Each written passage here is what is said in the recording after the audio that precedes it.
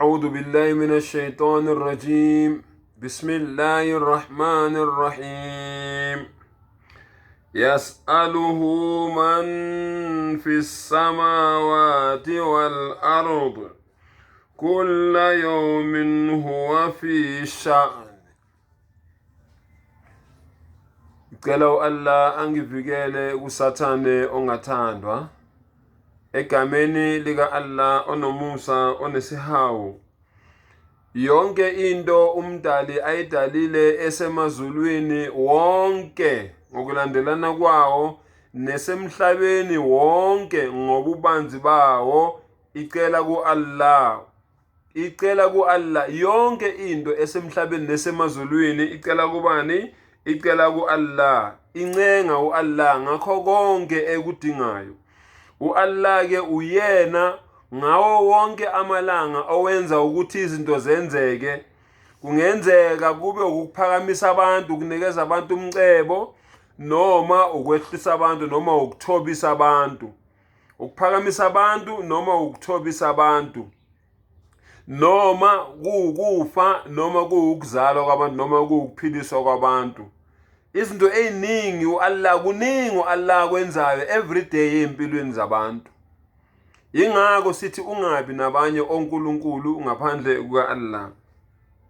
Uma ngabe abantu besemkhumbini, uma ngabe kuqhamuka isivunguvungu amagagasi eqala eba amadlambi efuna ukumboza lowo mkhumbi loyo, akekho umuntu obiza omunye ngaphandle kukaMvelinqangi, ngaphandle kaNkulunkulu, ngaphandle kaAllah umdala wento zonke. Wonke umuntu ubiza kuAllah. Uma ngabe umuntu ehamba ngemoto noma ehamba ngendiza mayeqala ebona sekungathi kunento angayizwisisi emotweni noma endizeni noma esitimeleni, noma mhlambe kungena abantu abazokhuthuza la esitimeleni, lo muntu loyo uyakhohlwa yiko konke lokho akukhonzayo manje, kodwa uyaphenduka abize umdali wakhe.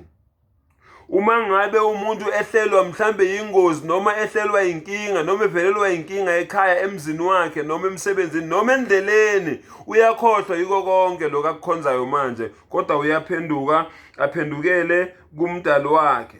Uma ngabe umuntu elahlekelwe utho oluthize olubalulekile empilweni yakhe, uyakhohlwa yiwo wonke lo muntu lo amkhonzayo manje, kodwa ucela kumdali wakhe ukuthi sengathi leyo nto leyo ingatholakala. Uma ngabe lowo muntu loyo ehamba emhlabeni ehlangana nezingqinamba, ehlangabezana nezinkinga ezibhekana naye, uyakhohlwa yiwo wonke lo muntu lo amkhonzayo manje, kodwa uyaphenduka abhekane nomdali wakhe. Ma gharraka bi rabbikal karim ya ayyuhan nas. Yini ekulahlekisile? O muntu, ulahlekiswa yini? Udidwa yini? Yini le nhlanhlathisayo eyenza ukuthi ungaliboni iqiniso liphambi kwamehlo akho? Sengathi umdala angasivula ingqondo, asipha amandla, asibonise indlela yeqiniso. Wa akhiru dawana alhamdulillahi rabbil alamin.